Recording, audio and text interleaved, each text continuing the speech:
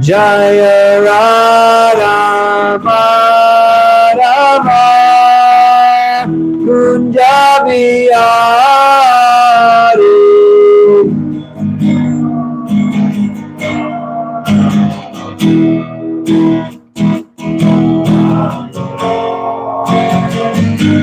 Jaya Gopi Janavallabha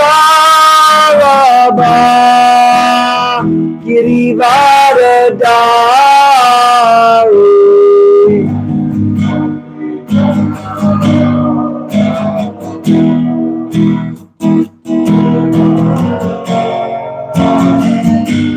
Jaya Gopi Janavallabha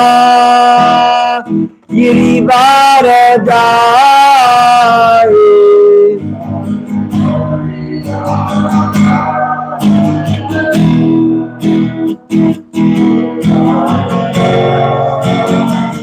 Yashoda Nandana Brajajana Ranjana.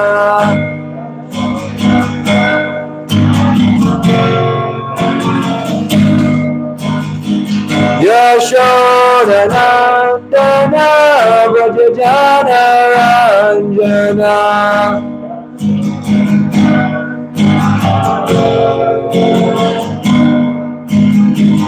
Yamuna Tira Manachari.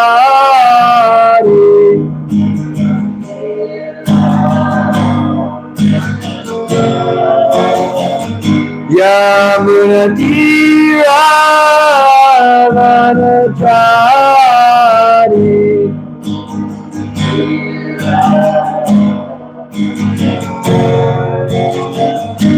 Jaya Radha Madhava Kunja Bihari. Everybody clap.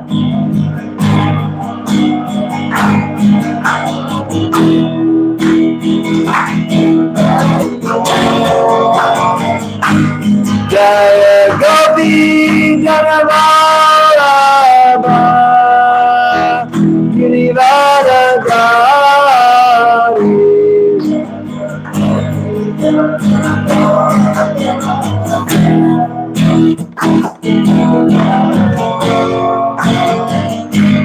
Jaya Gopi Janavallabha Girivardhari.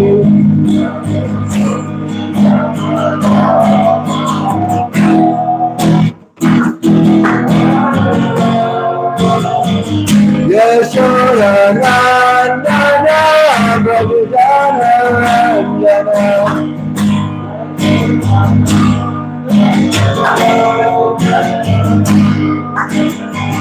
Yashoda Nandana Brajajana Ranjana.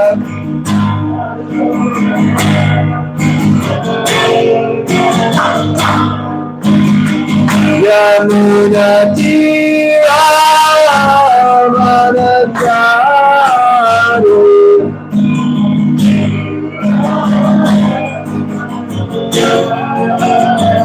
Yamuna Tira Manachari.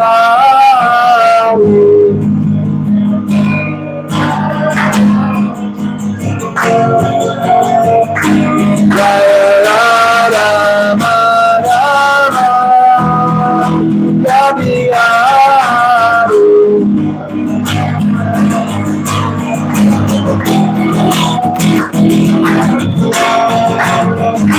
Jaya Gopi Janavallabha Girivardhari.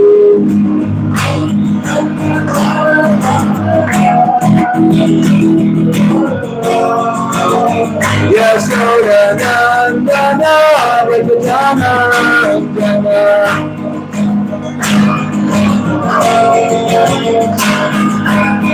Yamuna Tira Manachari.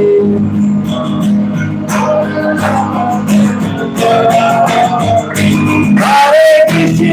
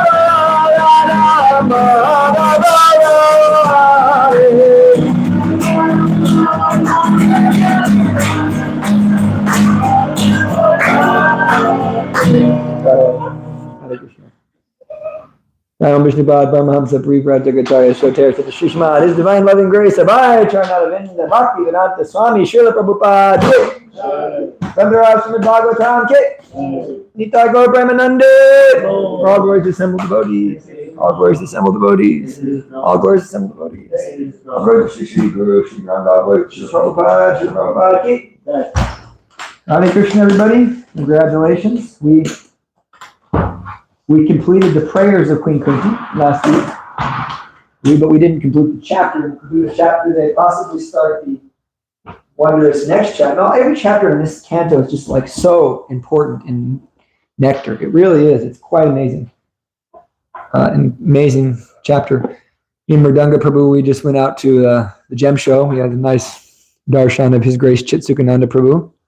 He'll be joining us tomorrow for the Krishna Cove, so don't miss it. Who's that? Chitsukananda Prabhu is a Prabhupada disciple from the very early days, from 1968, 1967, 68. And he is the preacher who started the Mexico preaching. You can read about him in the Lila Amrita. He's the preacher who started the Mexican Yatra. Oh, it's a Tula, I think. Yeah, he's very, very, very dear to the Tucson devotees, as he is. Spanish? Or Spanish? He is. He's born in New York, though. I think. Yeah, he's Mexican. Yeah, he speaks he preaches in Mexico and El Paso, and he's very, very dear to the Tucson devotees. He comes here every year for the gem show, incense seller, and what a wonderful soul who usually plays the guitar and leads a beautiful, heartfelt kirtan, and really he'll probably just tell Prabhupada pastimes. I think I read that he has an autobiography there. Did you see that? Yeah, I liked it. It's not an autobiography. That was actually written by another devotee. No, it was written by his brother. Oh, his brother. So it said something about he lived in Manhattan and was part Puerto Rican. Yeah, I think he's Puerto Rican. That's why he's cool with Radha and Govinda. Yeah, that's probably where he met Prabhupada in 1960. No, he actually joined in Montreal. He joined with Jayapataka Swami. He joined what? He joined with Jayapataka Swami. He was there, Montreal. Yeah. Prabhu, what's the password for the Krishna Cove Wi-Fi? Krishna Cove Yeah. is Govinda's guest. That's the password? Yep. All one word, lowercase. Yes, naturally. You definitely know there won't be. Okay, so I want to do a little review of Queen Kunti. It says incorrect password. GOVINDASGUEST. Govinda's guest. Now everyone on the internet. I've had that one for a while. It's been here for a while. It's the guest Wi-Fi for Krishna Cove. Oh, I see. Okay, all right. So we want to do some review of the prayers of Queen Kunti. Really, really powerful, and some reflections. Any reflections first on the Queen Kunti's prayers?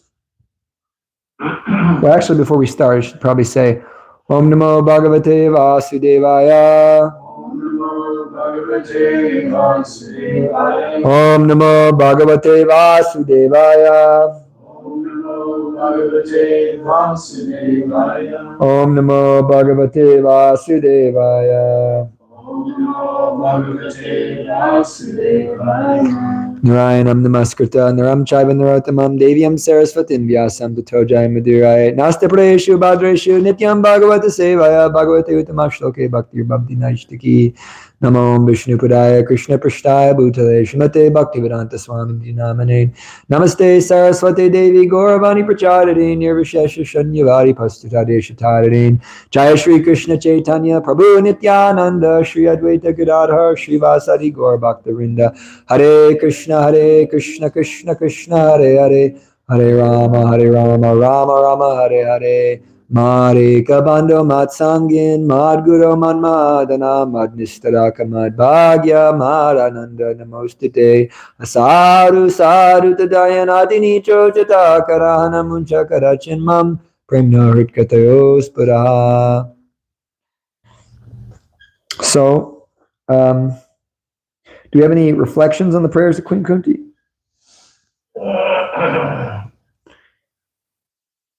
Any major takeaway points that we had? Really heavy. Okay, really heavy. What makes them heavy? Just that she's always praying for calamities, and that she's, renounced her renunciation is so completely, 100% towards Yeah. Krishna. Yeah.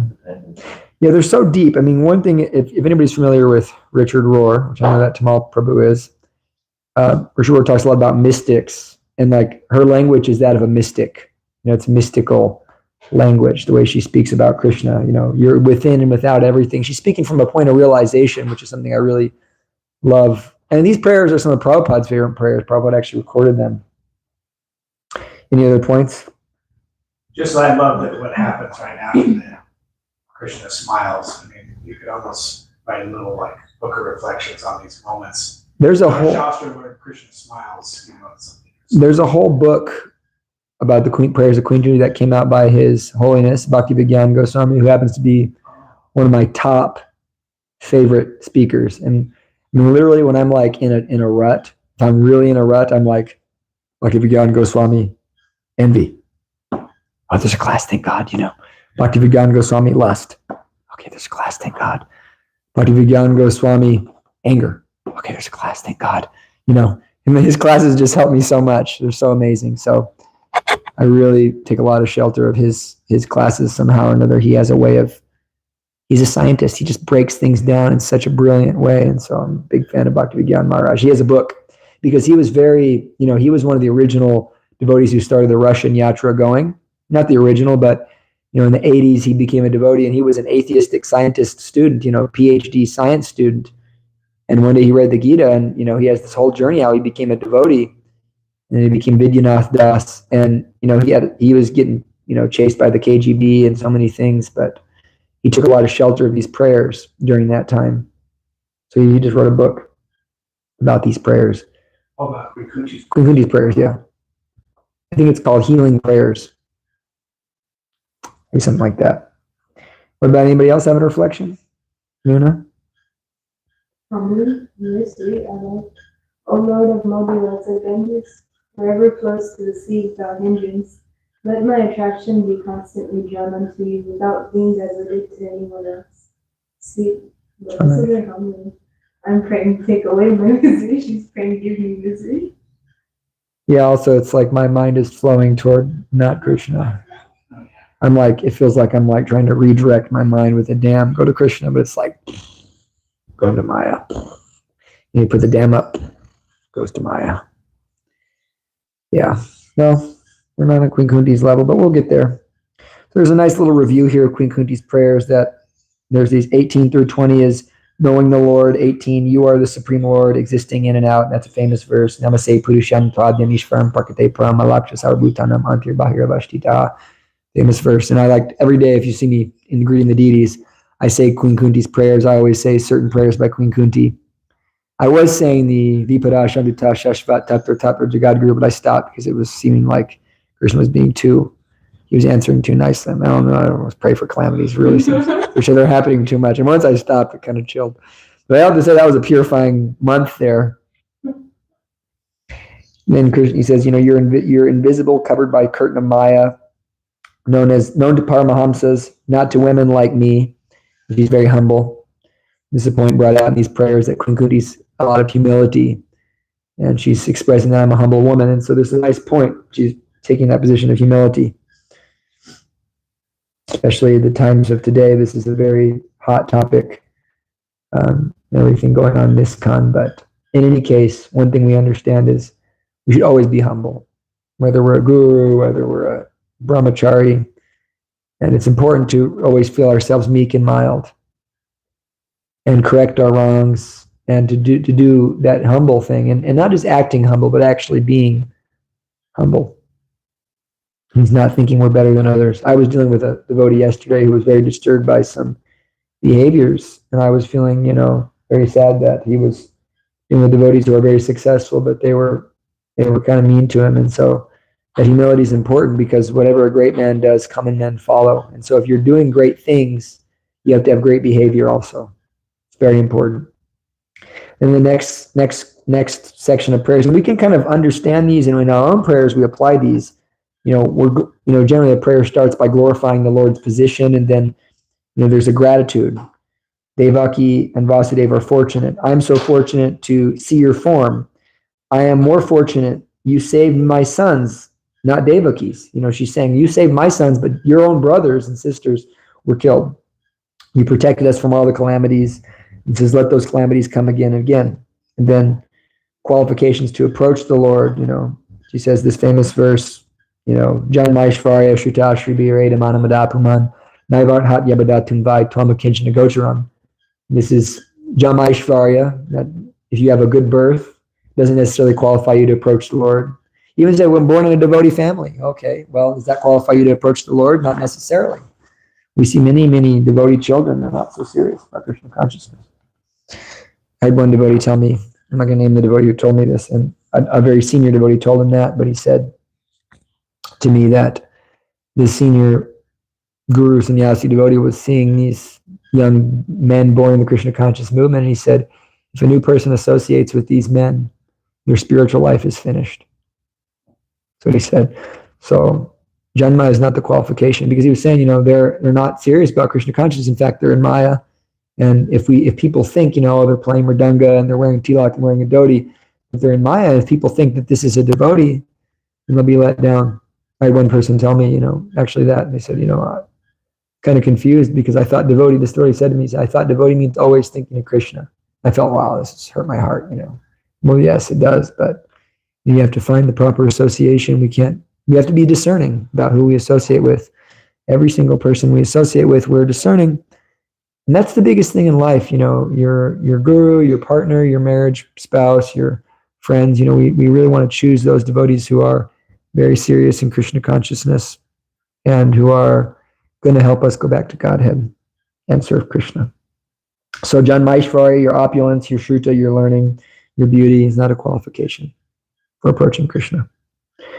And then he says, you're property of those who are materially impoverished, and you are equal to all as time. And then she goes on to this, talk about how the Lord's inconceivable. No one can understand you. Your partiality is imagined. She talks about how you are Aja, but you take birth. You're unborn, but yet you take birth. Fear is afraid of you. Fear itself is afraid of you, but you're afraid of Mother Yashoda. It's the bewildering energy of Krishna. And then she glorifies Krishna to glorify pious kings of the Yadus. Why did Krishna come?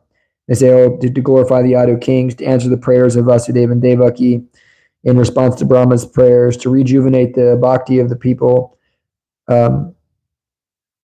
different things. And she says, appeal for association. Kings are envious of us. No one can protect us. She's saying, please don't leave us.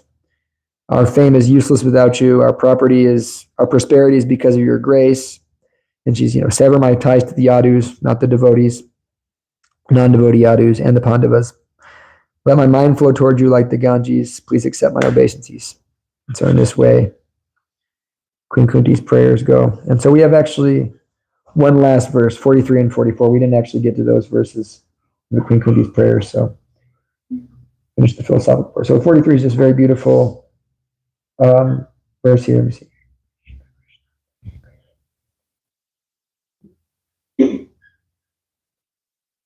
Krishna Krishna Sakarishya Shri Krishna Krishna Sakarishya Shri Bhavani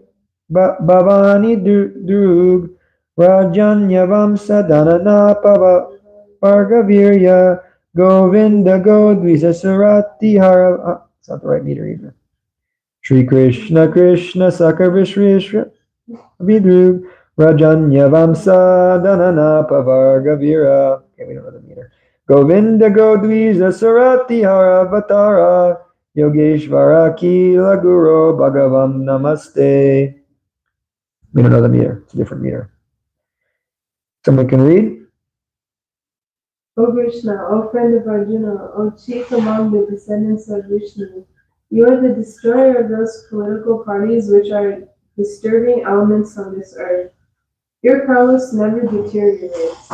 You are the proprietor of the transcendental abode, and you descend to relieve the distresses of the cows, the brahmanas, and the devotees. You possess all mystic powers, and you are the preceptor of the entire universe. You are the Almighty God, and I offer you my respectful obeisances. This is a very beautiful description of Krishna and God. What is God? That's what the Bhagavatam is just, explaining to us. And the Bhagavatam has 10 topics. Atra Sagar Visagrashta, Stanam Poshanam Uttaiha, Nirodam, Manvantara Isha Anukata Nirodam Mukti Ashrayaha. There's 10 topics, and the most ultimate topic is this Ashraya, which Prabhupada translates the sum and bonum. And so Krishna is the sum and bonum of everything. Everything's contained in Krishna. So everything is contained in Krishna, and therefore he's the Ashraya. So even in this first canto, we're seeing this glimpse of Ashraya. Krishna is the Ashraya of everything. I want to make a proposal for my dearly beloved devotees here, since you're my group of devotees that are so serious and taking this, coming here every week, doing this nicely. What would you say if we, in the mood of our dearly beloved guru and our movement by Vaisheshika Prabhu, we started trying to add some shloka memorization to this class, like together we can memorize a shloka. Like maybe we can do one every 2 weeks. We can try to memorize it. You can take it upon yourself to, try to memorize the shloka, certain shlokas that are really nice and important.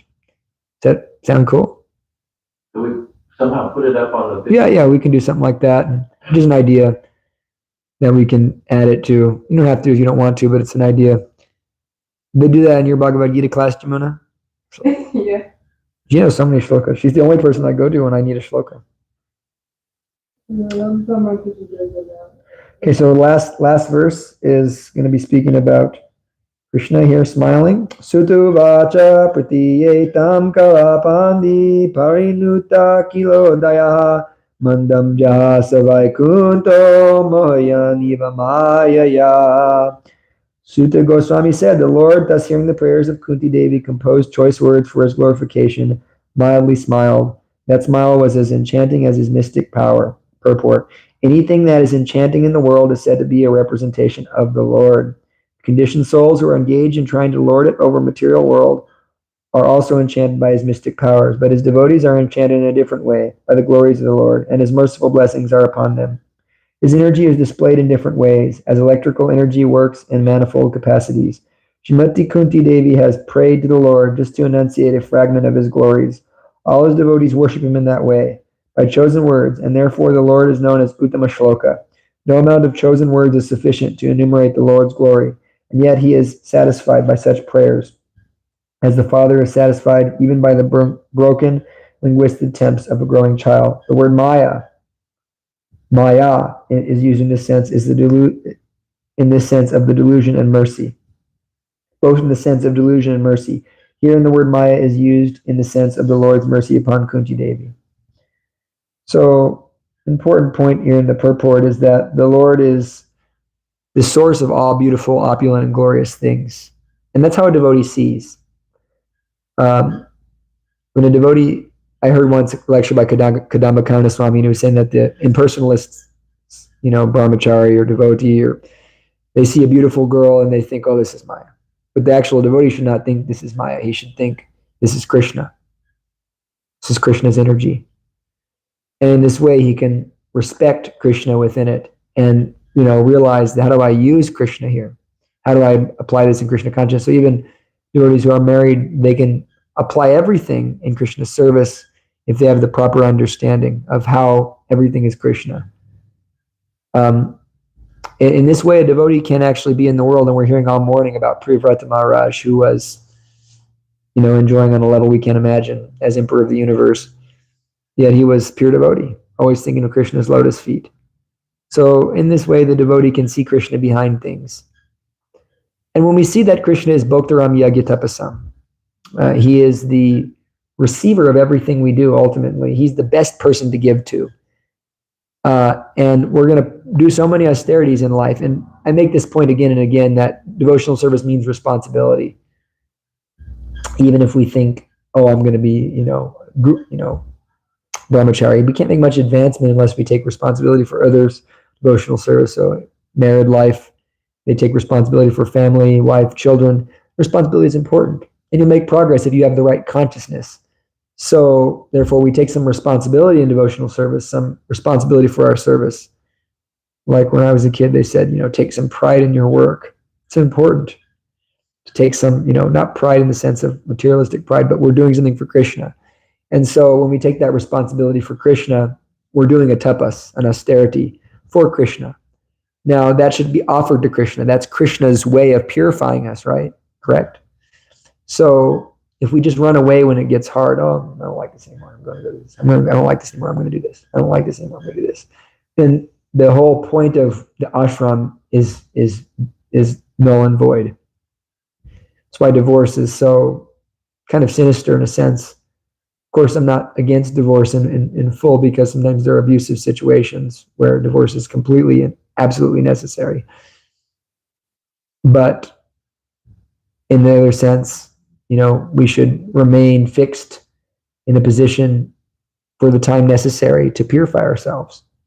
And then in that time, Krishna will allow us to move on gracefully. There's always a time for everything. Krishna allows it. But if we don't take responsibility, then we have to redo the lesson, so to speak. And so anything beautiful is Krishna. And the other point made here is that Krishna is happy with the prayers of the devotee, even if they're like a small child's prayers. We can't glorify Krishna sufficiently, but Krishna is pleased with the attempt to glorify him. And sometimes I laugh at my own prayers to the Lord. It just sounds sometimes ridiculous. I'm like saying things, but we should hope Krishna is pleased by our attempt to talk with him like a little boy. And we may think, it's very difficult to come to this pure devotional stage in our hearts. We can kind of enunciate, my dear Lord, I don't want anything but you, but secretly we're thinking, I want this, and I know you see I want this, and you can give this to me if you want, but I'm not going to say it. That's kind of, I do that a lot. I'm going to lie. I'm like, dear Lord, all I want is your devotional service, but deep down I'm thinking, what if your devotional service involves something really nice, I won't refuse it. But what can we do? Krishna is going to purify us from these things. So, even if we're impure, Krishna still loves us. It's an important point to remember. Krishna still loves us. We still have a relationship with Krishna. We're still trying to be pure devotees. We should want to be pure devotees. And in this way, the affection that the Lord sometimes does fulfill desires actually purifies the devotees' hearts. That's what Prabhupada says in the verse, the 4 types of pious people who come to Krishna, that there's affection for the Lord, and the Lord is affectionately fulfilling a material desire. This way actually purifies the heart of the devotee. If we have the right consciousness. Sometimes not, but that could be due to offenses also, like Daksha. He did these beautiful prayers to the Lord, the Hamsaguya prayers. In the 6th canto, he, does these amazing prayers, and then what is his benediction? He gets to have sex thousands and thousands and thousands of times. He gets to go to the planet from the year old stomping ground. Yeah, he gets to go. They get to be dakshas. So we don't want that. And Prabhupada says, because he was offensive to Lord Shiva, he had materialistic desires, he didn't get the full blessings of the Lord, pure devotional service. But Dhruva, on the other hand, because he was so surrendered to Guru and Krishna, he got the conch. So anyhow, it's good not to beat ourselves up too much. I've been learning that more lately. That's my kind of realization, is that we should have some desire that we want to go higher, but at the same time, when you beat yourself up, I don't think it's necessarily helpful for your devotional service. So we're leaving Queen Kunti's prayers now. We're going to go back into a different mode, and we'll finish this chapter off today, hopefully. So we're going to hear about Yudhishthir's love. And Tambaramitupam mantraya pravishya gajasavayam striyascha swaparam yasyan premnaragya nivartita. Thus, accepting the prayers of Srimati Kunti Devi, the Lord subsequently informed other ladies of his departure by entering the palace of Hastinapur. But upon preparing to leave, he was stopped by King Yudhishthira, who implored him lovingly. No one can make the Lord Krishna stay at Hastinapur. But when he decided to start for Dwarka, but the simple request of King Yudhishthira that the Lord remain there for a few days more was immediately effective. This signifies the power of King Yudhishthira, was loving affection. which the Lord cannot deny. The Almighty God is thus conquered only by loving service and nothing else. He is fully dependent in all his dealings, but he voluntarily accepts obligations by the loving affection of his pure devotees. So we should also feel that way, in our sense that love is a very conquering force. Sometimes I don't want to take prasad with certain people because I don't want to eat too much, but then they put prasad on my plate. And I feel like, okay, I must take this prasad, and it's like, but I'm actually eating it out of love. You eat that prasad out of love, or we accept that offering out of love. Once I was in Mayapur, and this man came up to us. He was kind of like intense. He's like, "Why are you brahmachari, Prabhu?" And I was really arrogant. I said, "Because I don't like women. I'm not attracted to women." This is a new brahmachari, I think, saying something. He laughed at me. He's like, "Really? That's the reason?" I was like, trying to avoid him and trying to walk on the road. Like, leave me alone. I'm brahmachari. And I was in Maya. I was in deep Maya. But actually, this devotee really conquered me, because then I went on a japa walk, a few mornings later, and I was down kind of in the rural area of Mayapur, and then this devotee bumped into me, and he paid obeisance to me. "Hi, Prabhu, come to my home right now, So I went there, and then he's like, I'm like, I got to go to Guru Puja. I got to get my class. I have a grade here, because you get graded by going to the Guru Puja, but missing one's not going to hurt your grade. You lose 0.5%. But anyways, so no, I make you prasadam, maybe this nice prasadam, and I ate it. And I felt so conquered by love and just like really defeated, this devotees. And he invited me and Gurudev and Balaram Shakti and Balagopinath over, and they're a little humble. They had like a little humble Indian room, really humble, like just like a hole in the ground toilet situation. And the Mataji made us such nice prasad. And he fed us, and the love was so intense that we were like in ecstasy. I mean, we were in total ecstasy. My Guru Maharaj, myself. So in this way, I asked Gurudev, I said, should I have missed the class? He said, no, you should have stayed. I did stay, but he said, you did the right thing, because you're accepting the love of this devotee. And so over the years, I've learned, sometimes the love overwhelms things, like my mom, she may cook something that's not exactly prasadam standard, but she's vegetarian. But, I accept it I accept the love that's being put into that, and she's making that for me. And some devotees might disagree with that philosophy, but my Guru Maharaj certainly doesn't. We accept the love that's being put into these offerings. And when we accept that, it creates a sense of reciprocation. And it goes the same with compliments. Sometimes when you compliment a devotee, the devotee doesn't go, "Oh, it's not me, it's Krishna." But that hurts the person who gives the compliment. The better thing to do is to say, "Thank you very much. You're very kind." We internally, we offer that to Guru Maharaj and to Krishna. So in that way, it's more graceful, and it makes them feel good. You see, this is the proper way we deal. Nicely, beautiful, loving exchanges. So we're learning that from Krishna and his devotees. Sometimes Krishna gives you something that you're just blown away, that Krishna gives you a gift. And I think that happens many times in our lives. We feel like, I have a spiritual master, I have beautiful devotee friends, and I get to chant Hare Krishna. And, you may even bring you to tears, the gratitude we feel that over with the devotees. It's Krishna offering his love to us. And so, we're trying to conquer Krishna, so to speak, as devotees. That's what we're really trying to do. We're trying to conquer God by our loving devotion. Okay. Next verse, 46.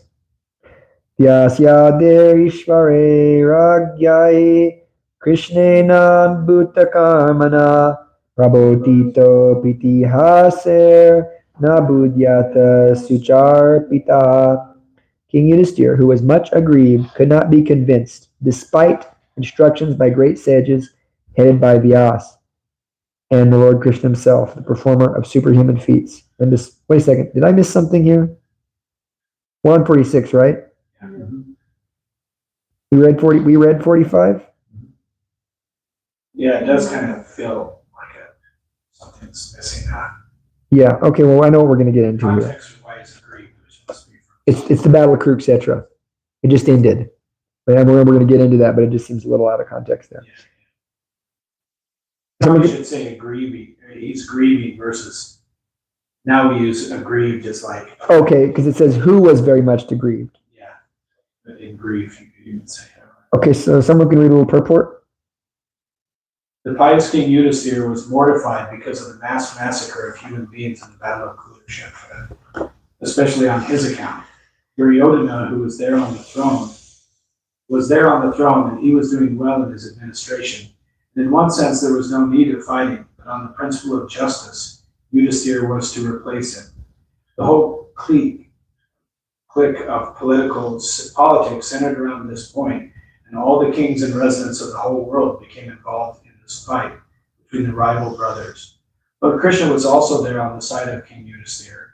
It is said in the Mahabharata, Aviparva, that 640 million men were killed in the 18 days of the Battle of Kurukshetra, and some hundreds of thousands were missing.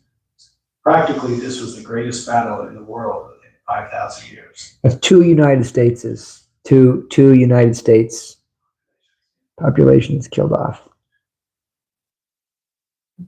Continue. This mass killing simply to enthrone Maharaj Yudhisthira was too mortifying. So he tried to be convinced with evidences from histories by great sages like Vyas and the Lord himself that the fight was just because the cause was just. But Maharaj Yudhisthira would not be satisfied, even though he was instructed by the greatest personalities at the time. Krishna is designated herein as the performer of superhuman actions, but in this particular instance, neither he nor Vyas could convince King Yudhisthira. Does it mean that he failed to be a superhuman actor? No, certainly not.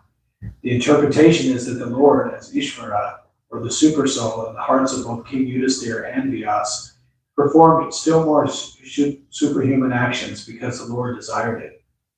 As super soul of King Yudhisthira, he did not allow the king to be convinced by the words of Vyas and others, including himself, because he desired that the king hear instruction from the dying Bhishmadev, who was another great devotee of the Lord. Pause. So we'll go on from here. So the next, we'll go to 47. The point. Can I ask just a quick question? Yeah. When I was listening to the Mahabharata, it seemed like Yudhisthira was going through all the stuff Arjuna was going through in the beginning of the Gita. At It the was end. almost At the end. At the end of the battle. Yeah. Yeah, so we're going to So get. they each like had these like crises. Yes. And if they parallel so much, it just surprised me that you don't get the Arjuna. Yudhisthira goes through the same stuff. Yeah, and the point is Krishna couldn't convince Yudhisthira. And so one of the things that the Bhagavatam is meant to bring out is Ras. It's meant to bring out Ras, which is the relationship with Krishna and his pure devotees. So Krishna could convince anybody of anything because he's in everybody's heart. Why can't he convince Yudhisthira? Because he wants Bhishmadev to convince Yudhisthira, and he wants to glorify his devotee Bhishmadev. So this whole, almost in a sense, the whole battle was a loving, and we're going to get into that next chapter. The whole battle was this loving relationship with Bhishma, and Krishna has described that Bhishma's arrows were like the bites of a lover. A man or woman bite each other when they're really frisky. So, this is Krishna was tasting these arrows like a bite.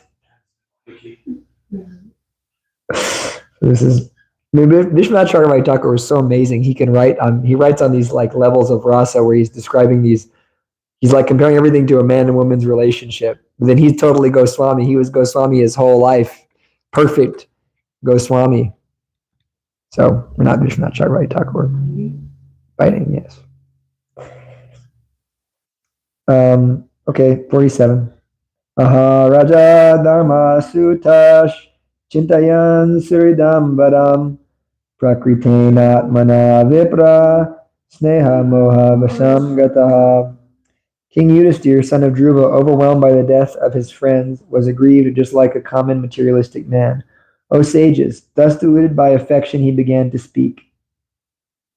King Yudhisthira, though he was not expected to become aggrieved like a common man, became deluded by worldly affection by the will of the Lord, just as Arjuna apparently became deluded.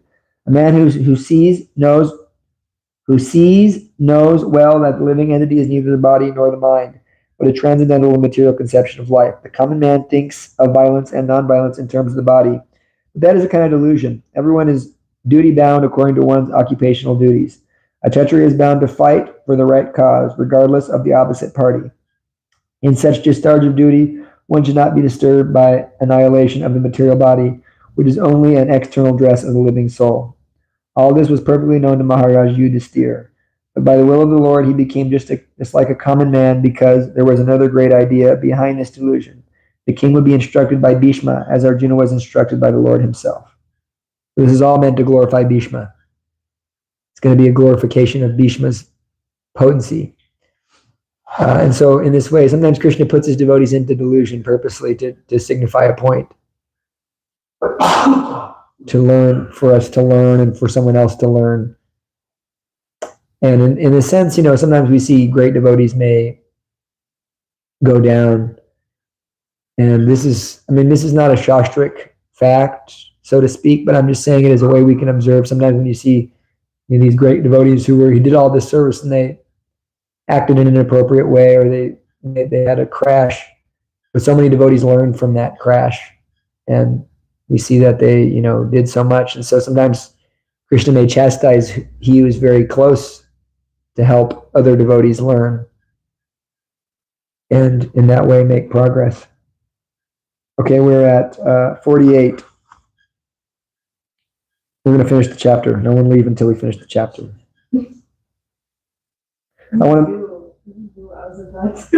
I knew. You can leave if you need to. Hare Krishna is called Adbhuta. I want to make this point here. That Krishna is called Adbhuta Kamana because he performed a remarkable action of bewildering Yudhisthira, making him incapable of understanding the teachings of Krishna and Vyas. Also, by having Bhishma enlighten Yudhisthira, Krishna announced the glories of Bhishma as having knowledge of Dharma, then that of the having more knowledge of Dharma than that of the sages, Vyas, and even himself. Further, Krishna wanted to make his pure devotee Bhishma happy by giving him darshan at the time of his death. So now we're at 48, 49. Oh, no, I'm sorry. 48. Aho me pashyata jnanam hridhi rudam duratmana parakyasya dehasya bhavyo me ksaurinirata. King Yudhishthira said, "O my lot, I am the most sinful man. Just see my heart, which is full of ignorance. This body, which is ultimately meant for others, has killed many phalanxes of men." Next verse. Baladviza Sarin Mitra Pitri Bharatir Guru Dura Namesyan Nirayan Moksho Yapi Varshyutaya Yutai. Our time today. I have killed many boys, brahmanas, well-wishers, friends, parents, preceptors, and brothers. Though I live millions of years, I will not be relieved from the hell that awaits me for all these sins. Whenever there is war, there is certainly a massacre of many innocent living beings, such as boys, brahmanas, and women, whose killing is considered to be the greatest of sins. They are all innocent creatures, and in all circumstances, killing them is forbidden in the scriptures. Maharaj Yudhisthira was aware of these mass killings. Similarly, there was friends, parents, and preceptors also on both sides, and all of them were killed. It was simply horrible for him to think of such killing, and therefore he was thinking of residing in hell for millions and billions of years. So it's a point here is that a devotee may have to act in a way that's kind of heavy, but he should actually not like it. He actually felt guilty. That's a symptom of his heart, but of course it's also a symptom of ignorance. This point is made that this body, which is ultimately meant for others, has killed many Akshohinis. It's ultimately meant for others. So he's thinking, I'm going to go to hell. 50 through 52 we have to do. Naino ragya praja bhartur dharma yude vado dvisham iti me natu bodhaya kalpate shashanam bacha. There is no sin for a king who kills for the right cause, who is engaged in maintaining his citizens. But this injunction is not applicable to me. So there is killing for the right cause, but not for the sake of self-aggrandizement. So he thought he was doing it for self-aggrandizement, but actually it was for the right cause because Krishna wanted it. I was bewildered by it when I was a kid. I was thinking, well, killing is wrong, but what about the military people? We all glorify them. We go up and say, thank you for your service. What does this mean? Or what about the police officers? I questioned this as a kid, but no one could answer my questions in the church. What do they say about that in the Catholic Church? About police officers and things, killing. Yeah, that's defensible. Because you're protecting, right? That's considered not sinful? Right. I never was able to get a clear answer on that. I still didn't make sense, and even like once I had a little consciousness, I was like, but how is this defense? We're going into their country. I don't know. It's like, Well, in those cases, yeah, I mean, it's kind of gotten dodgy. Like, you know, being obedient to your authorities. So then there's something called just war theory, which is looking at, is it a disproportionate response? Is it a just war? Is it, so there are all those. I mean, I think I have to say, I don't think many of our wars are just in this day and age. Right. None of them. I have killed many friends of women, and I have thus caused enmity to such an extent that it's not possible to undo by my material welfare work. The Grihamades are those whose only business is to perform welfare work for the sake of material prosperity. Such material prosperity is sometimes hampered by sinful activities, for materialist is sure to commit sins, even unintentionally, in the course of discharging material duties. To get relief from such sinful reactions, the Vedas prescribe several kinds of sacrifices.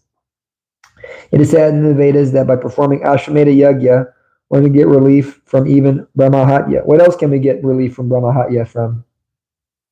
We say every morning. What is Brahma? Healthy food.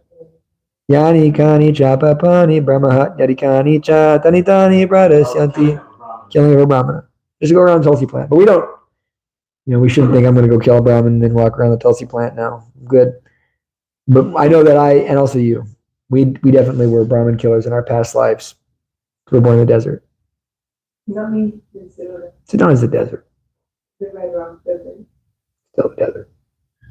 That's like the classic desert place. What? I didn't hear that. If you're born in the desert, you killed a brahmin in your past life, they say. When I was there, when I was with Indrajumna Swami in El Paso, he was giving a talk, and there was like, hundreds of people there. He said, therefore, he was giving a talk, if you're born in the desert, you killed a brahmin! And he pointed right at me, and he didn't even know me. I was like, how do you know? I was thinking like, okay, something's off here. You're born in the desert, you killed the Brahmin, but in the talk he pointed like right at me like this, and I was thinking, okay, he's pointing at my soul here. You're from a fertile valley, and isn't that kind of fertile down where you're from? I mean, there's a little fertile section that I was not born in. Just along the river? Oh, okay. I was born at the river, maybe. I was born in I was born in Globe, which I can say is a little more high desert-ish, but my hometown is like, you took a picture of the Sonora Desert. I think it's the most dense population of saguaro cactuses in the world. My hometown. I would guess because I don't know any place where there's that density of saguaro cactuses. But the point we'll make here is that, when you become a karmi, when you're working to get sense gratification, you can't avoid making mistakes. You're going to make mistakes. You drive your car to go, you want to go bowling, you want to go do some sense gratification. Let me drive my car. How many bugs are you killing for you? How many things are you killing? You're wasting materials. So there's always karma. Therefore, Krishna says, Yagyartar kamayon yatra lokayam kamabandha taratam kamakonteya mukta sanga samacharaha. Everything needs to be done as a sacrifice for Vishnu. Can we make our lives so that everything's a sacrifice for Vishnu? That's the goal. We should understand that. It's possible. That we're thinking in mission-based consciousness. I know one Grihastha couple in Dallas, Sucharu Sham and his wife, Rasamaya something. They're so serious. They always think of Krishna. They are like the most intense. They don't ever talk about anything that's not glorifying Jayapataka Swami and or spreading the glories of Krishna. That's all they talk about. It's like constant. This Mataji is a very serious Jayapataka Swami disciple. She'll just talk about Guru Maharaj for hours and hours and hours. And when she told me that one time she bowed down to Jayapataka Swami and he put his foot on her head. And he said he just kept it there for like minutes. And she was like, why is Maharaj doing this to me, She said when she got up, she was like so much, she felt like she'd become purified completely. But yeah, when we think like if my mission is to serve Krishna, and we have to be conscious of it, that I'm raising my family for Krishna, I'm doing this for Krishna, I'm doing this for Krishna, then it becomes clear. That's why we, especially Grihasthas, are encouraged to take deity worship very seriously. Of course, I'm a brahmachari and I take deity worship very seriously, my own deities. But we should take it seriously that I'm going to the store, I'm buying bhoga for Krishna. I'm cooking for Krishna. In this way, one puts Krishna in the center. Okay, so that was 51, that last verse of the chapter, 52. Yata pankena pankamba suryava surakritam bhutahatyam tatai vaikam nayagya marstu maharati. As it is not possible to filter muddy water through mud or purify a wine-stained pot with wine, it is not possible to counteract the killing of men by sacrificing animals. I'm going to read the purport. Ashwamedha yagas or Gomedha yagas, sacrifices in which a horse or a bull is sacrificed, were not, of course, for the purpose of killing the animals. Where Chaitanya said that such animals sacrificed on the altar of Yajna were rejuvenated and a new life was given to them. It was just to prove the efficacy of the hymns of the Vedas.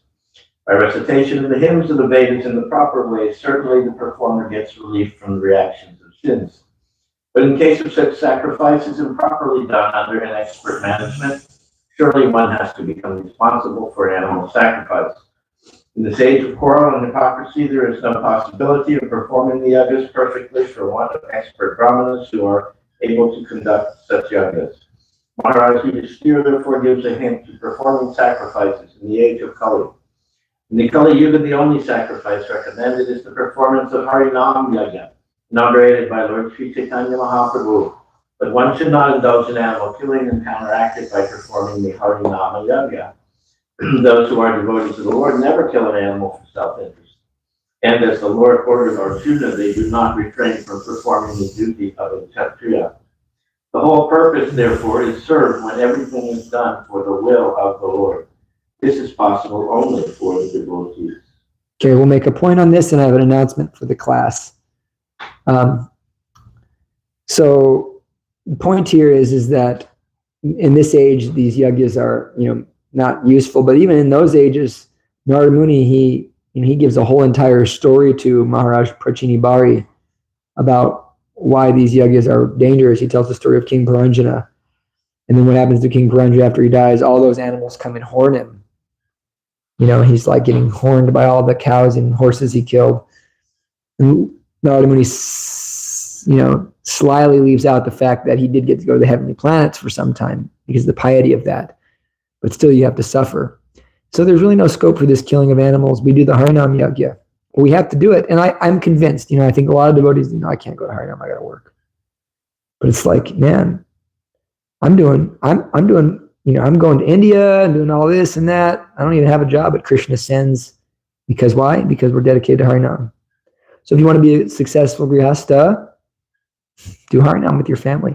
Prabhupada recommends it so many times, but I don't see very many grihastas doing that, getting together and chanting Hare Krishna with their families.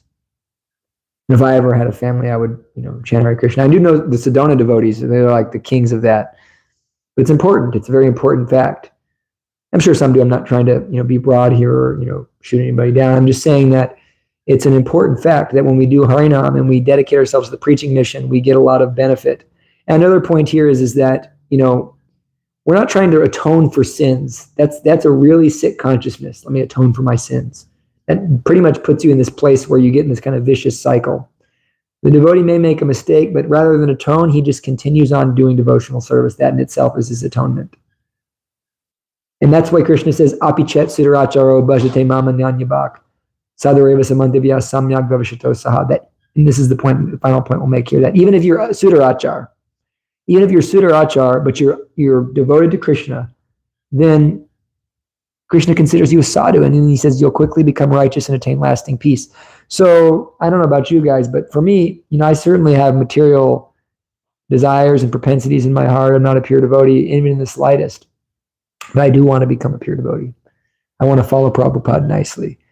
So what to speak of us devotees who are, we're not, doing Sudarachara activities. I hope, we're not hurting children or, eating people.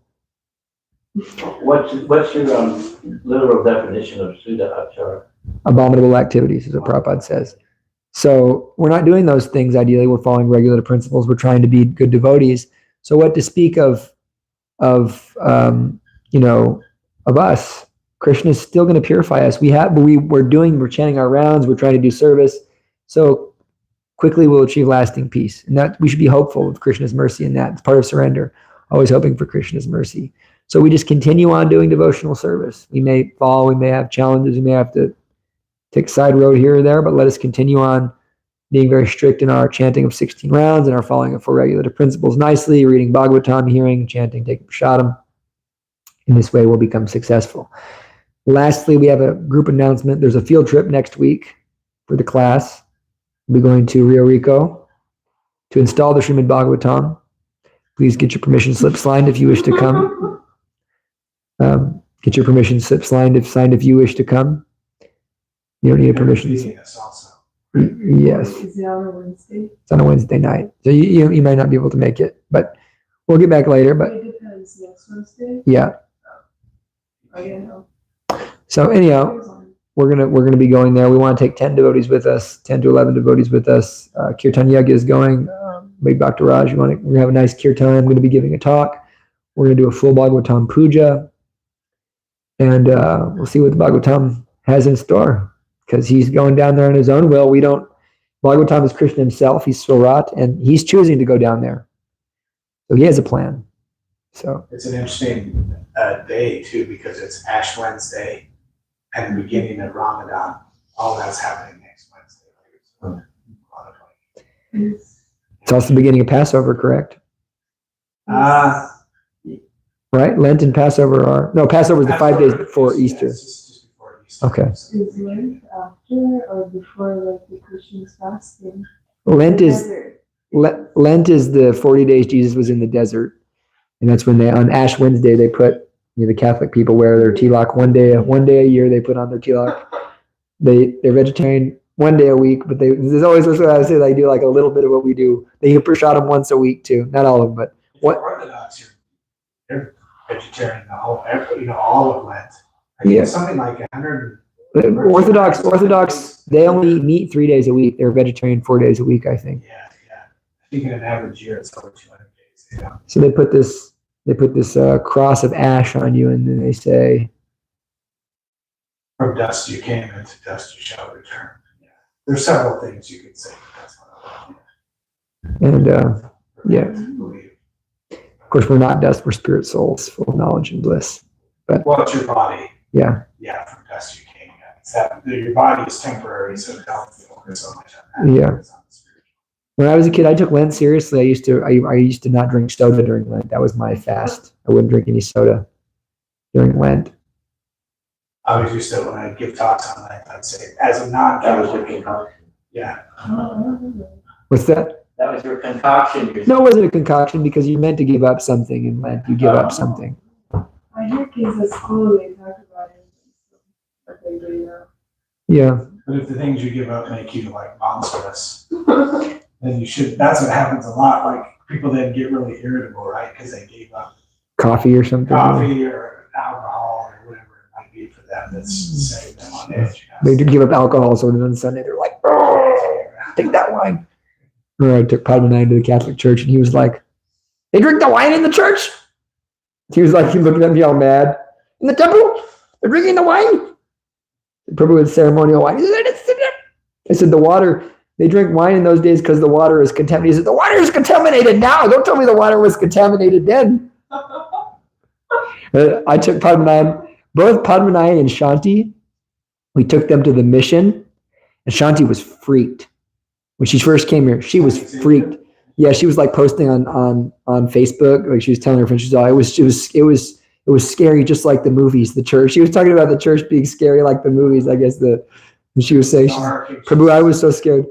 Then I took Padmanabhan there, and then, they have the Saint Xavier, like the wooden body, like in the, glass coffin thing. But it looks kind of real. It looks like a real dead body. And then he saw it, he goes, no, Prabhu.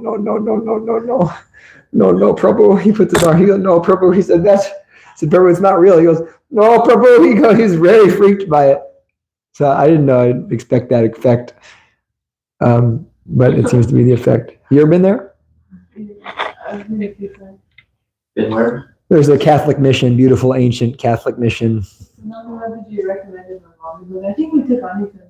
Oh yeah. Oldest church, I think it's from the 1600s. Yeah, it's a very old church. Beautiful church. White Dove of the Desert. Sound heavier Belbach.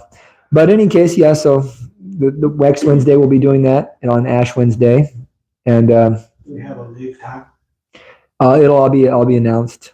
We're going to get everything arranged. We would like to, really it's a field trip for this class. The whole idea is, it's Bhagavatam Sanga, and we're spreading Bhagavatam. And we're going to, we want to show, what Bhagavatam's potency is. Is And- Santa there on the way? Yeah. Stop. We could leave a little early. Stop. They close at 2, I think, fortunately. But, yeah. I've gone there quite a lot. I took my grandma there on her birthday. And, You restored that front piece now, which Yeah. is really beautiful. what? Still not? My grandma? Yeah, she's 84. Oh, Linda forgot your birthday or another? Yeah. Yeah, she's a very serious Catholic lady. My grandma's baptized in the same church she still goes to. She's living in the same house she was born in. She's been praying the rosary every day since she was 4 years old. And yeah, it makes me really realize the potency of our prayers, because we chant Hare Krishna every day. Public service announcement: please chant good japa. Record your japa. I did a japa recording this morning. It was so disappointing. I was just like disgusted with myself. I really felt like Krishna was just beating me. I was listening to my japa. I was like, oh my God, it is so bad. It was so bad. What was that?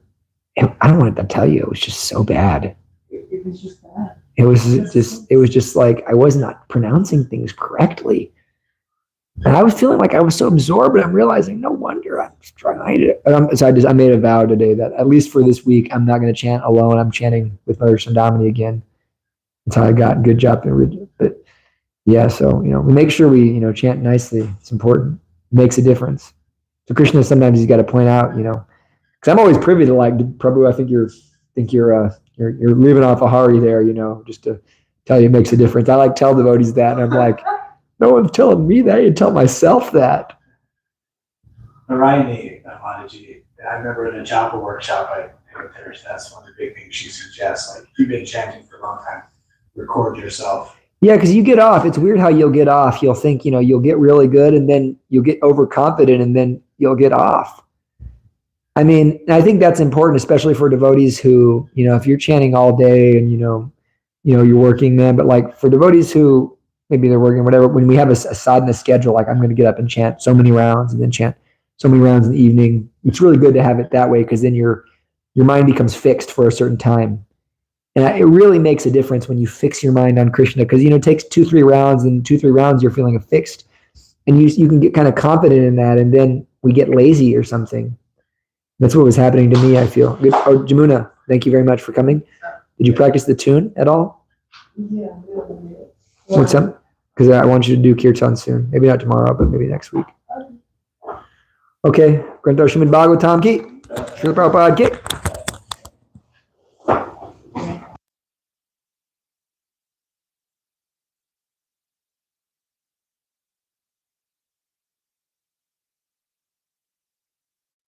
Is